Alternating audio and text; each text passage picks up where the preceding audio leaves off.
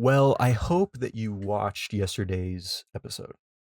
It was very, very good. We talked about DLSS5, the like slop filter, is what it's known as. And we talked about just how shitty it looks.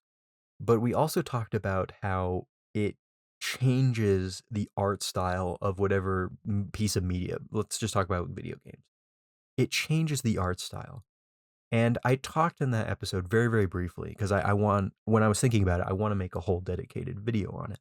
Art style is quite possibly the most important aspect to a game. Like, have you seen those videos where like people can point out like the grass in whatever game? It's like you see a picture of grass and you can tell what game it's from. That's not that's art style, guys. That's art style. It is kind of weird. I don't think I could do that, or at least not for most games. Um, but it's that's art style. That is the intention behind art style. When you think of a game or when you see a picture of a game and you can recognize the name just within a second, that's art style. Meaning, I can take a look at, you know, any of the Halo games and I can tell you which title it's from because all of them have their own unique art style because it was developing when technology was developing. So every single Halo looks better in practice, in theory, looks better than the last as far as like graphical limitations and technical limitations. They just keep increasing.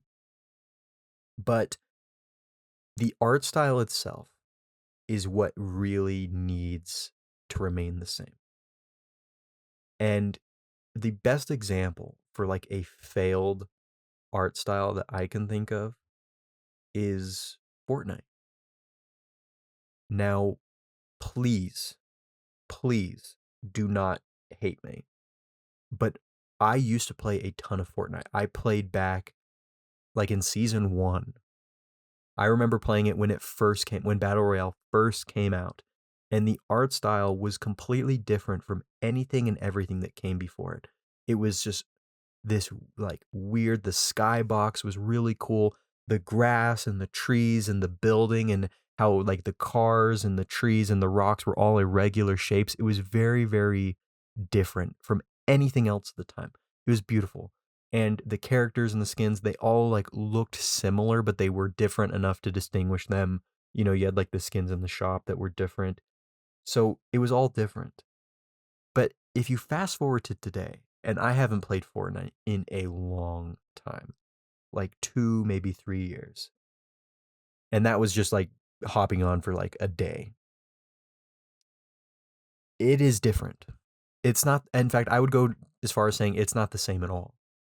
The art style is completely gone, completely abandoned.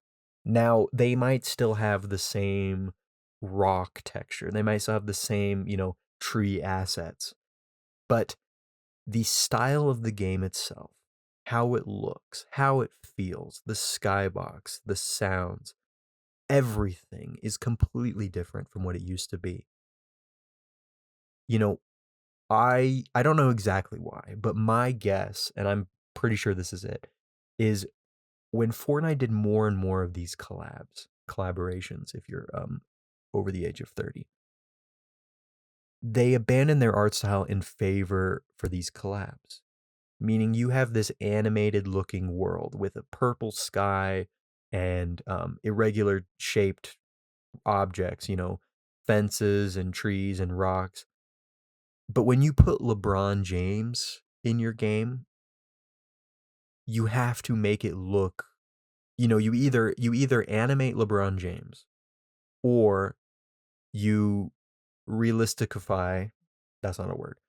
You make the entire rest of the world more realistic. I'm not saying Fortnite's realistic. I'm just saying it's more toned down from its original art style in order to incorporate, fucking Master Chief and LeBron James and all these other cameos and celebrities and all this other stuff. And in doing that, they really, really messed up their art style. You know, it is not the same game at all. And art style can make all the difference.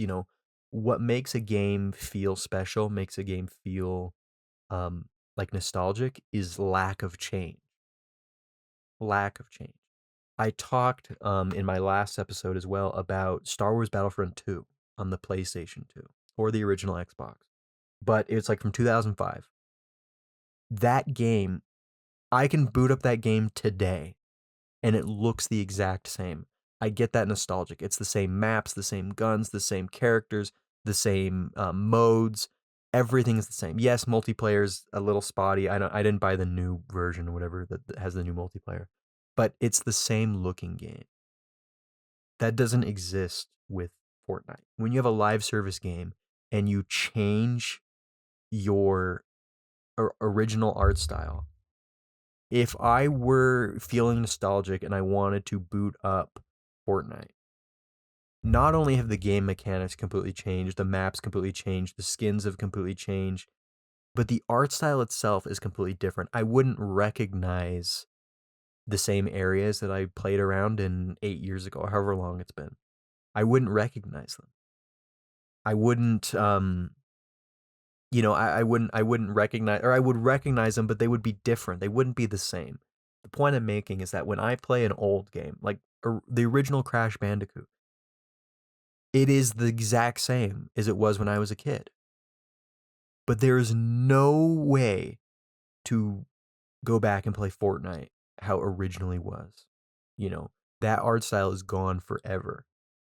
And even if they were to bring that original graphic setting back, the skins are different, the guns are different. Everything has changed on it. That's what art style is supposed to be, ladies and gentlemen. Fortnite is the prime example. I'm sure you could watch a video on this. I saw it recommended to me. I didn't watch it, but I knew exactly what they were talking about because I have also thought of it. The art style is the most important thing when you have a game. If you want a game to gain new players and keep old players around, you got to keep your art style, you know, or you make subtle changes over time, you know, but not, you don't change it too much. That's like the biggest thing.